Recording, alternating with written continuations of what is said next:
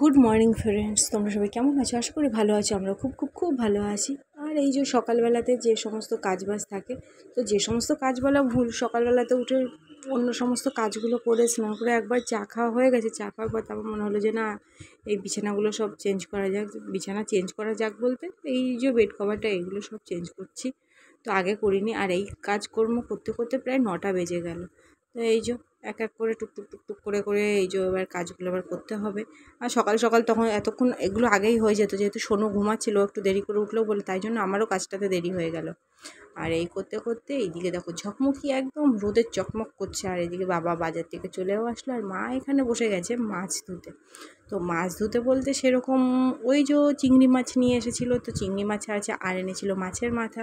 আমি বাবাকে বলেছিলাম মাছের মাথা নিয়ে আসে, তো বাবা নিয়ে এসেছিলো কাতলা মাছের মাথা। তো এটা দিয়ে এবার কী রান্না করা যায় এখন অবধি, সেটা এখন অবধি ঠিকঠাক হয়নি।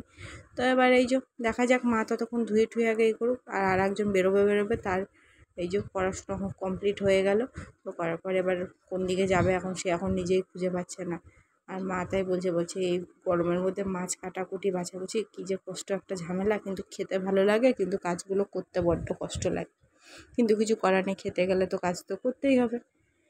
আর চলো তবে দেখা যাক, ঘরে গিয়ে দেখি কী আর বাদবাকি। আর এই যে এখানে এনেছিল আলু পেঁয়াজ, আর ওইদিকে তো বাদবাকি দোকানের জিনিসপত্র বসানো হয়ে গেছে একটু একটু করে কাজকর্মগুলো। এখানে রান্নাবান্নাগুলো শুরু করে দিয়েছে মা। আমি আর এদিকে রান্নাবান্না করলাম না, আমি এদিকে দোকানে গিয়েছিলাম। তো মা এখানে এই যে এখানে হচ্ছে মাথা ভাজা বসে গেছে, আর এখানে টিফিনের জন্য ডিম ভুজিয়ে বানানো হয়েছে।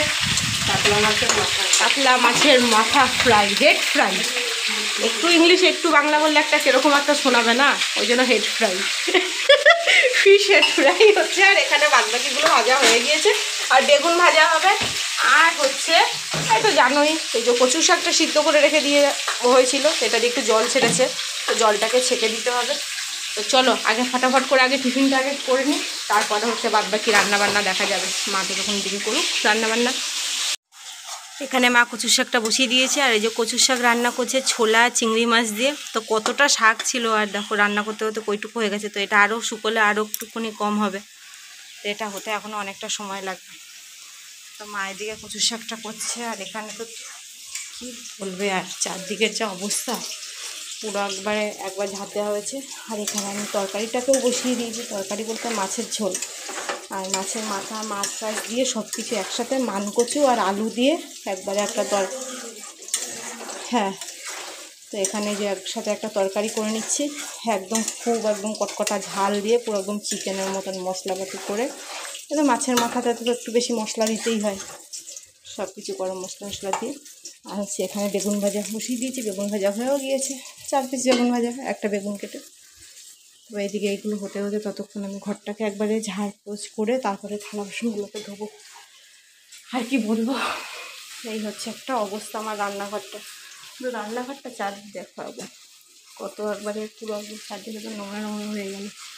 আর এত হাওয়া দিচ্ছে না, এদিক দিয়ে যাচ্ছে তো ওইদিকে গিয়ে জমছে, ওইদিকে দিয়ে হাওয়া দিচ্ছে তো এইদিকে এসে জমছে।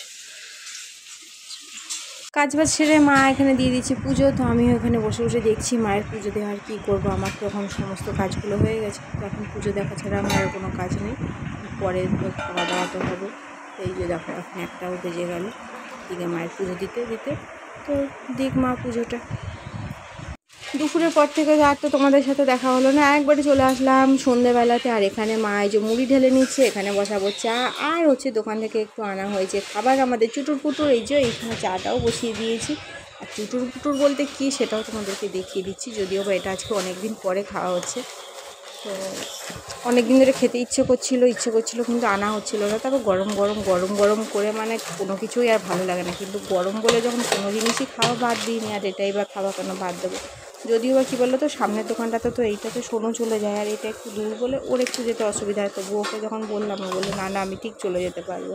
তো ওই লাস্ট অবধি গিয়ে নিয়ে আসলো, আর ব্রেড পকোড়া, আর তার সাথে দিয়ে দিয়েছে স্যালাড।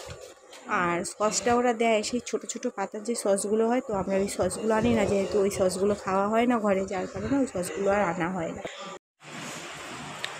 ওর টিফিনটা ওকে এখানে দিয়ে দিয়েছি, ও আবার টিফিন করে আবার পড়াটা আবার কমপ্লিট করে নেবে। ওকে আর আজকে আমার দেখাতে কিছু হবে না। আর এখানে হচ্ছে মা আর আমরা দুজন এবার খাবো, কেন ওর মতন পড়াশোনা করবে আর খাবে। আর এর কারণে এখন পড়তে বসলো বলে এখন টিভিটা চালানো যাচ্ছে না, টিভিটা চালালে পরে সঙ্গে সঙ্গে ফটাক করে উঠে চলে আসবে। আর যাই হোক, ওয়েদারটা আজকে একটুখানি ভালো ছিল বলে ওই জন্য বললাম যে অনেকদিন ব্রেড চপ খাওয়া হয় না, তাহলে ব্রেড চপটা নিয়ে ওই কারণে নিয়ে আসলে। আর বেশ একটু হাওয়াটাও দিচ্ছে, কিন্তু জানি না কতক্ষণ অবধি হাওয়াটা থাকবে। তাও যতক্ষণ অবধি থাকুক, আর তো কিছু করার নেই। তো চলো, আজকে দিনটা বেশ ভালোই গেল, সকাল থেকে একদম রাত অবধি। তো এই টিফিন করা এখানে খাওয়াটা থেকে আজকের ব্লগটা আমার শেষ করলাম। দেখা হবে নতুন আর একটা ভিডিওতে। তখন তোমরা সবাই খুব খুব খুব ভালো হবে। তখন আমাদের টাটা আর বাই বাই।